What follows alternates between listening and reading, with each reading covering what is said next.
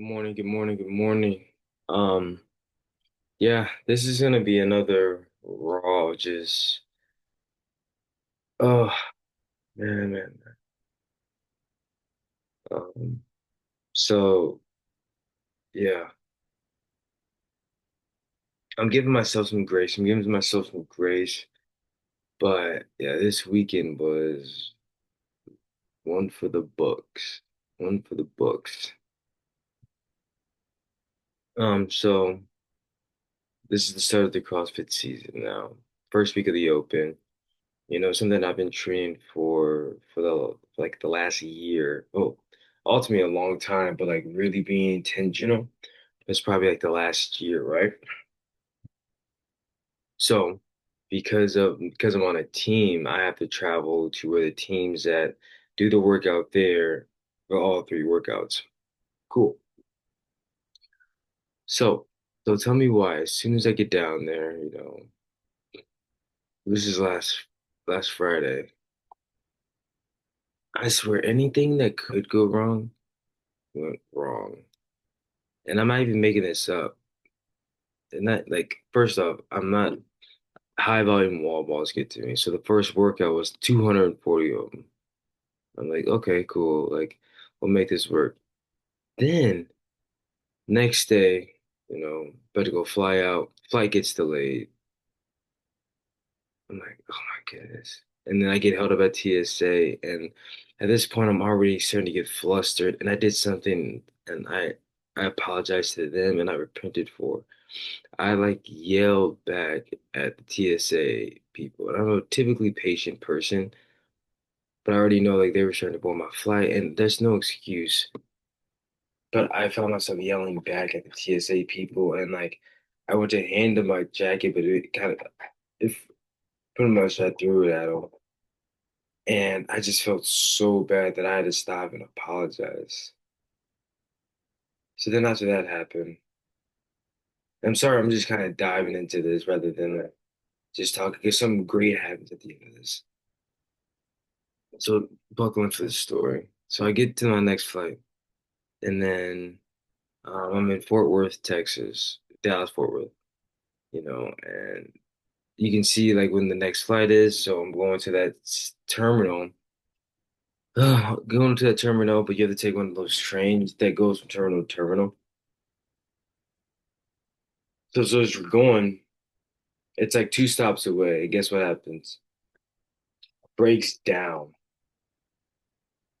It broke down. So I'm like, no way. So like I'm waiting and like there's no other way that I can even get to my terminal. And because of delay, because of that, like of course they started boarding. At this point my phone's dead and I'm trying to make this flight. And then all of a sudden what do I see? Okay, cool. I'm here. I'm at the gate. Like he hear me out like, I lost my ticket. Like I don't I'm just scrambling. And he like, "Oh, what's your name? Get your name." And he's like, "Oh, you're not even on this flight." And I'm like, "What? Where am I supposed to be?" He's like, "Oh, you're back at da da da da, like gate C or something." You know what's crazy about that? And I just discovered this now. That was the gate that we first stopped at, which is nuts. That's the gate that it first stopped at when it broke down. So I was supposed to get off when it first broke down, and I didn't. And it's crazy to think like sometimes like he's sending you a sign without you realizing it. And then at that point, I chose not to like really look at the sign of like what I was supposed to do. Kind of like Jonah and the big fish. Like he told you where to go, and then you purposely went another way. So yeah. So as I'm getting off, finally get to the plane I'm supposed to get on. Get everything situated. Get down there, and then what happens? I finally land in Houston where I'm supposed to be. Lost my luggage, and my rental car reservation got canceled. I'm like. no effing way that this is just still happening. No way is it still happening. So now I'm like trying to argue, I'm not trying to not argue. I'm trying to figure out like, hey, where's my luggage at? And like, it's almost like they're not wanting to help me, and they're just like, because I think they just deal with it so much that it's just like sometimes, and I'm trying to understand because maybe like they deal with stuff so much, and they deal with people who get mad at them so much, they're almost like numb to it. I'm like, I'm not trying to make you numb to anything. I just need help. So get down there, and she's like, it could be on the next flight, which would be here in like 3 hours. I'm like, I'm not about to wait over 3 hours. I'm gonna grab my rental car, and that's when I find out my reservation was canceled. And I'm like, okay, okay, cool, it's canceled, whatever. Like, I'll figure this out. So once I found out it's canceled, I just have my cousin pick me up. She's amazing. I look up to her like a big sister. Shout out to Capria. And getting flustered. Eventually, I find a car, but I can't pick it up till the next day. Inform the team, let them know I won't make it tonight. Then they get a call like, hey, just like, the plane touched down. Your luggage is here. Are you still here? I was like, it's been 3 hours. Like, no, I'm not there, but I'll come back. So I go back, and it's locked. And I'm like, and I first thing I asked on the phone was like, hey, will somebody be there? Like when I come back? Like, oh yeah, yeah, yeah, yeah, yeah. Like, are you sure? I was like, yeah, yeah, because she was about to leave. I'm like, okay. So I go back. Ain't nobody there. Can't nobody help me. They're like, oh yeah, America's all gone. And I was like, hey, is there somebody that can help me out, please? Like, I was told I can be able to get help, so I'm here to get help.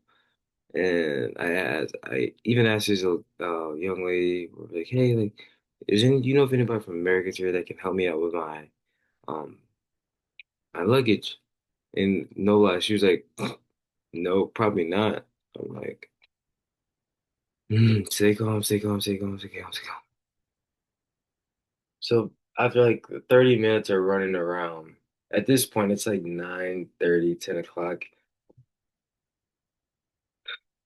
Someone was able to help me out, and I was allowed to get in. For the whole reason, there was like literally no rental cars. There was nothing. It was so chaotic. I didn't realize there was a World Cup going on in Houston right now. A rodeo just started, huge cheerleading competition, and a baseball tournament. So it seems like everyone in the United States is coming through Houston. Ugh, man. And mind you, I said I even started the workout. So then the next day, Saturday, I do my first attempt. And it goes bad because there's some judging issues and like some stuff on my end, the miscommunication, maybe some miscounted reps in there, and and I only have so many good, good like things in me so far. So once that happens, like, it's like, oh, like, and then like in the middle of the workout, I just stopped. And I should have just kept going, but I just stopped, and I was like, whatever. Like there's nothing good that's gonna come from this, and I didn't. I was so blinded by anger that I could have just kept going and had like a better score than what I had to post. So the whole day I'm like stressing, stressing, stressing, stressing, stressing. And the next day, it's like I could have to do this, and I was trying to push my flight to Monday so I can maybe redo it on Monday. But my mom was like, "Hey, I don't know what's going on in Houston, but your best bet to get on the flight will be this day, like Sunday." So I'm like, "Okay, well, I have to like buck up and redo the workout again today." So I was like, get ready to go do the workout, doing my warm up and everything, going through it. And I just went out way too hot because I was just so anxious about everything. And boom, bad performance. Okay, so let me try this again. So 2 hours later, I tried it again. And I'm like, and the score I had to finally submit. And there's some with the video the first time. So there was the score I finally had to submit was honestly the worst score I've ever had um, in the last 6 years of the Open. It dropped me all the way down to 11,000th place. Mind you, I thought this was gonna be the time where I finally cracked the top 1,000, and it was like, nope. How about I raise you 11,000? The worst place I've ever finished since 2020 when I was like not even trying to be a competitive CrossFitter. I was just doing it for fun. So that was a hard pill to swallow, and I can tell you my emotions during that time. Like I was embarrassed. I was like on my drive to the airport, I was like, God, why would you allow this to happen? Why would you allow this whole weekend to happen? Like so many stressors. Now I'm gonna get replaced on the team. Like I'm just disappointed. I'm embarrassed. I'm afraid. Like I just feel like now I just ruined our chances for the team. And then selfishly, I wanted to finally crack that top 1,000. And so then it was the next day, or it was that night, and somebody was like, "Well, maybe he's just like really." I remember how you said like, you're not putting your identity in CrossFit. What if this is another test? And I had to immediately flip my script. Like, it's easy to say like, "Oh, I'm not putting my identity in this," when you still come out kind of on top. But are you really gonna put your identity in this when you bottom out and you're at the very bottom and you have nothing to lose now? Then what? Then where's your faith lie? Then where does your identity lie? And I take a step back and like, oh, maybe this is like really like gonna be a testament to my faith of like, are you really gonna put your identity in this when I took something else that you've been wanting so bad, but have you wanted it more than me? You know what I mean? Have you wanted it more than the relationship with me, or being saved by me? And had this been 6 months ago, I probably been so devastated. I would have like, hey, find somebody else. I'm done. But like, I know who I am now. I know how my fitness level, and I know my fitness level isn't 11,000s in the world. I know I am a top thousand. Like so it's a hard pill to swallow. I'll just say that. So then so the whole day I'm like kind of embarrassed. I had a great men's group. I had a great men's group Monday night. So I was able to make it for that, which I'll never be mad about. So then as I'm going down, um, my job Tuesday, because I have to travel another 2.5 hours. That's another thing. I travel so much. I'm so tired of traveling. Like you used to think like, oh, it'd be so cool to travel all the time. Let me tell you something. When you want a break, it is not cool to travel. I feel like I'm missing like a home feeling where like after a long day, like, oh, kick my feet up. I used to always like, man, I just wish I could just be alone. I used to wish like I could just be up. And now that I'm doing that, it's like, never mind. Like this is way more than I want. This is more than I can handle. Like I just or like some type of routine and normalcy in my life. So as I'm driving down, and it's a very quiet trip at first because I'm still trying to like process everything that's happening because it doesn't seem real. It doesn't seem real that I just did like this bad, or what the leaderboard shows how I did. And I'm like, and this time, because I know my mentor Steve is like, yeah, we were talking about how he talks in tongue and how I was like, how did you like hear his voice and everything like that? And he was like, I just asked. So as I'm driving, I, I just start pleading. I'm like, God, just you know my heart right now. You know how I'm feeling. Like I'm praying and begging, please. I just want to like I feel so alone. I feel so afraid right now, and I'm just being super vulnerable with him. And I'm like, I, I don't know what to do, but I just want to hear your voice through something, please. Lord, and I said, man, and literally the next moment my phone rings and my watch goes off. Oh, verse of the day. And I was like, all right, something's off. Let me read this real quick.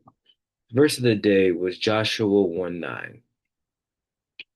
And it says, have I not commanded you? Be strong and courageous.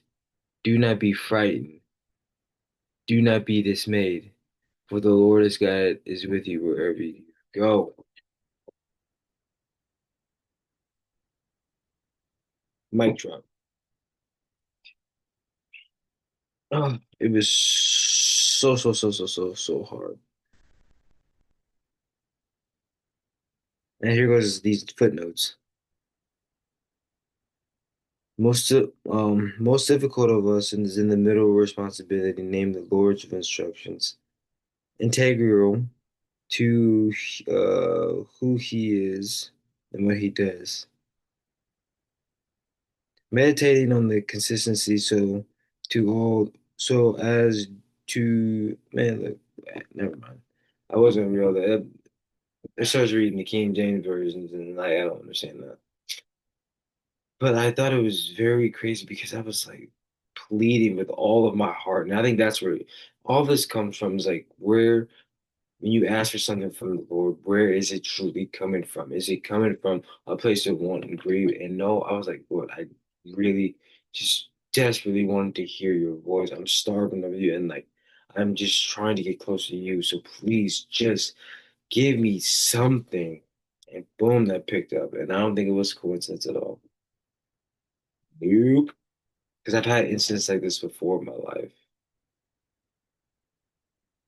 And I'll maybe make that another episode of like first time like I really like prayed to God with all of my heart and he answered. He answered.